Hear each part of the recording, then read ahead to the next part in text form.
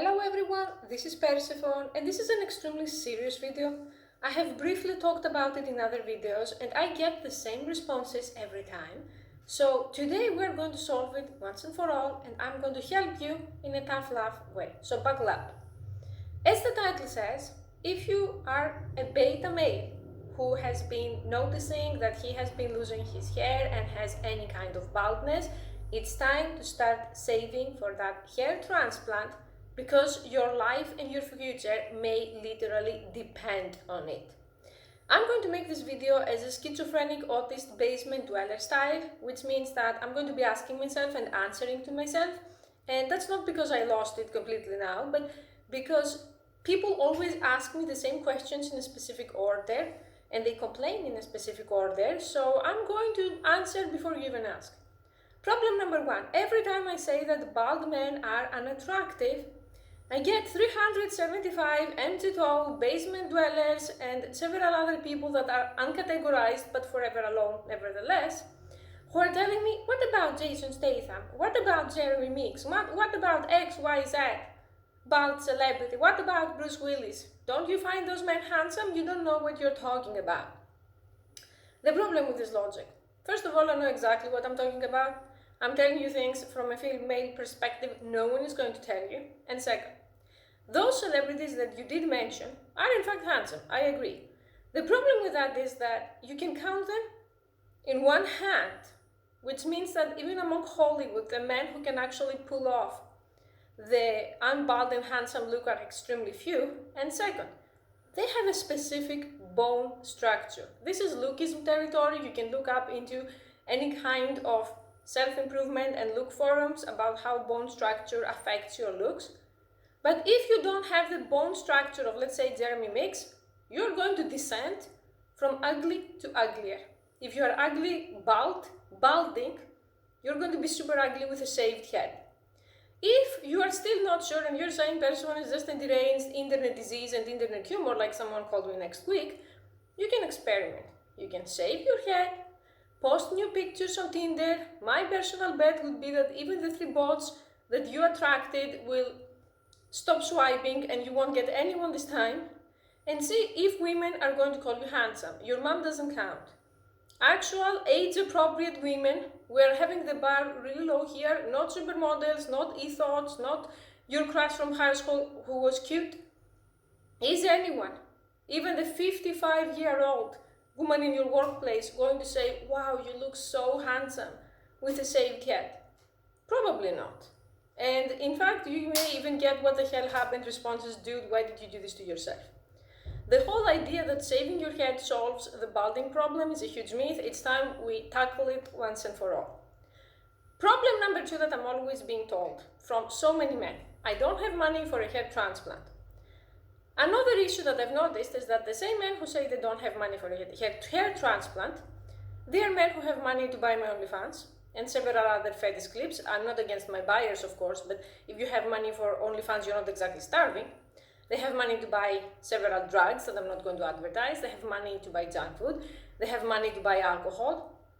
They have money to engage in several geek hobbies.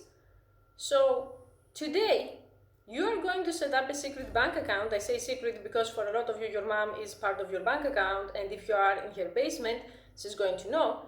You are going to open an online bank account in secret and you're going to start cutting down on the junk food, cook at home, cut down on pornography, watch my free videos and all of that stuff and start saving for that hair transplant.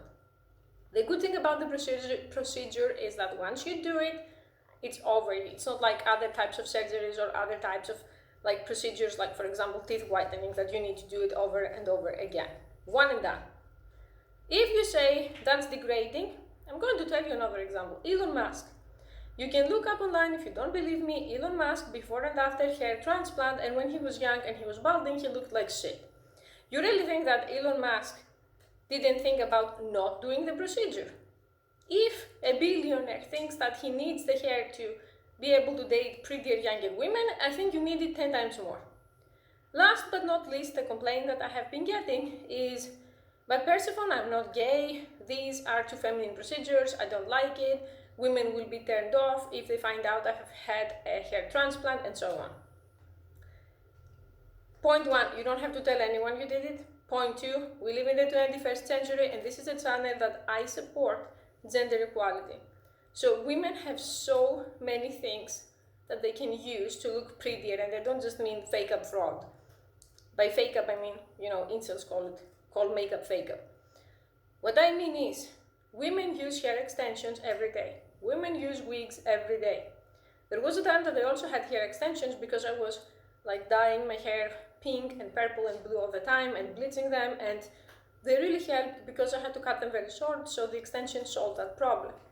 So isn't it unfair and sexist that women can use all of that stuff to look prettier, but you have to stay there bald until you die in your mom's basement, and then 10 days later there is a report from the neighborhood that there is a weird smell and the cops finding you like in front of a PC in a very disturbing decomposing state.